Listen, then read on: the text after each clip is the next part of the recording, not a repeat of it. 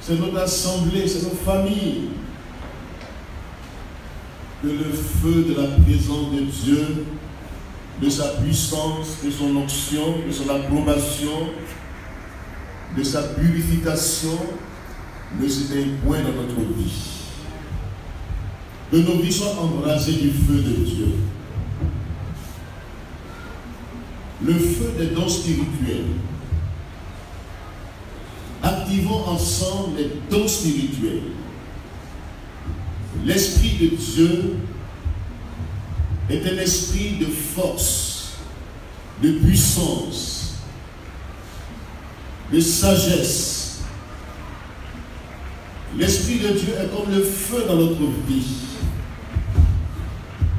Que le Saint-Esprit nous embrase. Le feu des dons spirituels soit activé dans notre vie.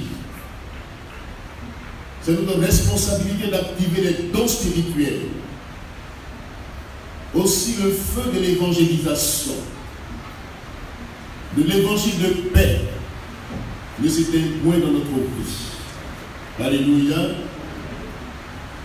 Et le dernier souffle que nous avons vu le dimanche passé, que le feu de l'héroïsme, la notion du combat spirituel, du vrai combat spirituel, ne s'éteigne point dans la vie. Combat le bon combat.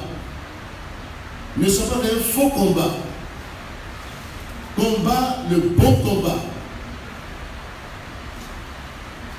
Nous n'avons pas à lutter contre la chair et le sang, mais contre les esprits méchants, les puissants des ténèbres, les dominations, les autorités, ces forces ténébreuses. Jésus les a déjà vaincus. Il a triomphé d'elles par la croix. Et nous aussi, nous les avons vaincus par le sang de l'agneau. Et par la puissance de notre témoignage, que le feu du combat spirituel ne s'éteigne point dans notre vie. Alléluia. Dieu répond par le feu. Il est le Dieu qui répond par le feu. L'exemple d'Élie le prophète, un prophète de feu. L'exemple des hommes de la Bible, des hommes de prière, tel Daniel. Il a eu à vivre la notion du combat spirituel dans le monde invisible. Il a vu que ses prières étaient bloquées dans ce monde invisible par les forces des ténèbres et des esprits méchants.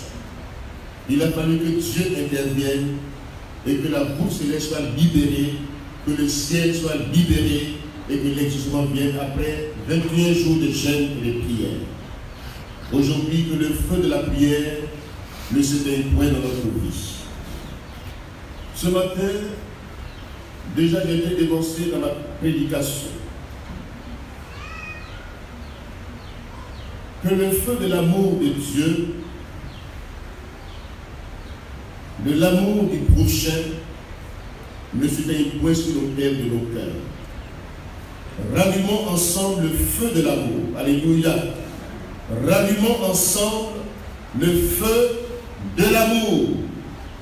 Et la prophétie qui est venue tout à l'heure nous interpelle. Et Dieu même a confirmé encore ce que je vais dire ce matin. Nous lisons dans Luc chapitre 10, à partir du verset 25.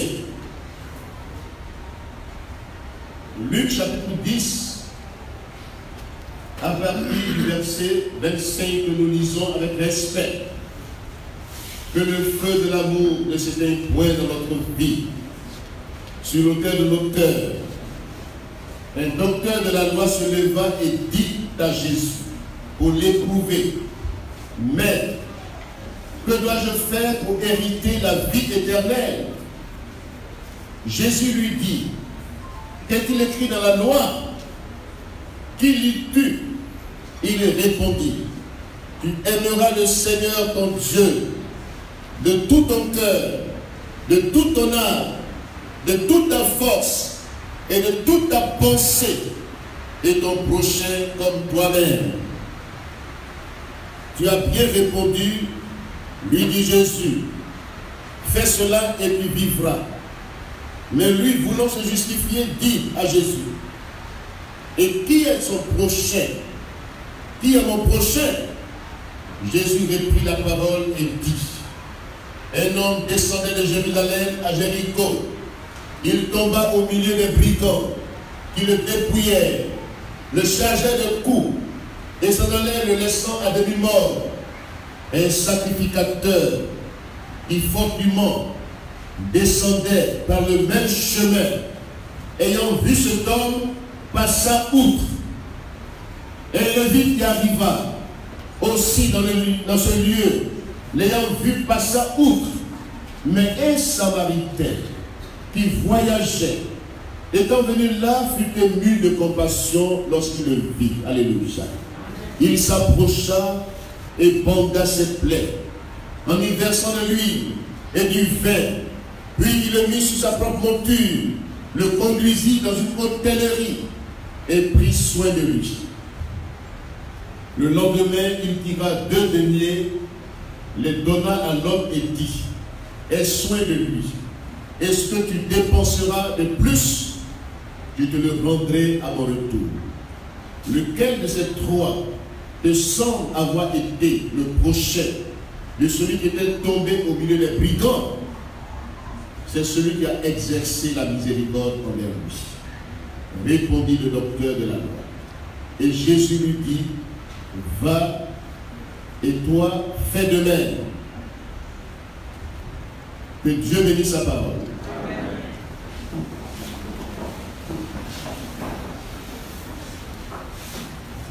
L'amour est le socle, le fondement de la vie.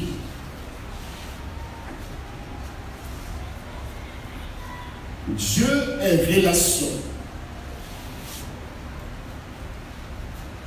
Dieu rend à chaque croyant, il le rend responsable, garant de sa propre vie, dont il doit un jour rendre compte à Dieu. Aussi, Dieu nous rend responsables de la vie des autres. Nous avons la responsabilité de nous impliquer, de nous identifier à ce que vivent les autres. Parce que devant Dieu, non seulement nous devons rendre compte à Dieu de la manière dont nous avons géré nos relations personnelles, mais aussi nous devons rendre compte à Dieu de la manière dont nous avons aidé les autres à vivre de bonnes relations autour d'eux. Alléluia. Et c'est pourquoi je dis ce matin que le feu de l'amour ne s'éteigne point sur l'autel de nos cœurs. Le feu de l'amour ne s'éteigne point sur l'autel de nos cœurs. Dieu a été le premier à nous aimer. Alléluia. 1 Jean chapitre 3. 1 Jean chapitre 4. L'amour de Dieu est un amour inconditionnel. Un amour sacrificiel. L'essence même de Dieu, c'est l'amour. Et Jean 4, verset 8 nous dit, Dieu est amour. Alléluia. Dieu est amour. Sa nature, son essence, c'est l'amour. L'amour agapé. L'amour sacrificiel. L'amour qui se donne. Pas parce que nous avons été les premiers à l'aimer, mais Dieu nous a aimés le premier. Alléluia. Quand Jésus, dans Matthieu chapitre 3, verset 17, lors de son baptême, voyez-vous, Jean-Baptiste, il avait voulu refusé le baptême à Jésus-Christ parce qu'il s'est dit qu'il n'était pas digne de délier la couronne de ses souliers. Et Jésus a dit, laissons faire la volonté de Dieu. Et quand Jean a accepté que Jésus s'identifie à notre humanité en passant par les eaux de baptême, pas qu'il était pécheur, mais il voulait enseigner par l'exemple. Toute sa vie, c'est l'enseignement par l'exemple. Il n'est pas un théoricien. Il veut démontrer. Il veut s'identifier à notre personnalité, à notre personne pécheresse. Il prend un corps, il s'identifie. Il passe aussi par les eaux du baptême. Et lorsque Jésus-Christ était dans les eaux du baptême, la voix du Père s'est fait entendre dans les cieux pour dire, celui-ci est mon fils bien-aimé, en qui j'ai mis toute mon affection. Alléluia. Celui-ci, la colonne symbole du Saint-Esprit est descendue sur sa vie et Dieu a attesté devant tout le monde que Jésus est son fils bien-aimé, en qui il a mis tout son amour. Il y a été envoyé la place pour quelqu'un d'autre.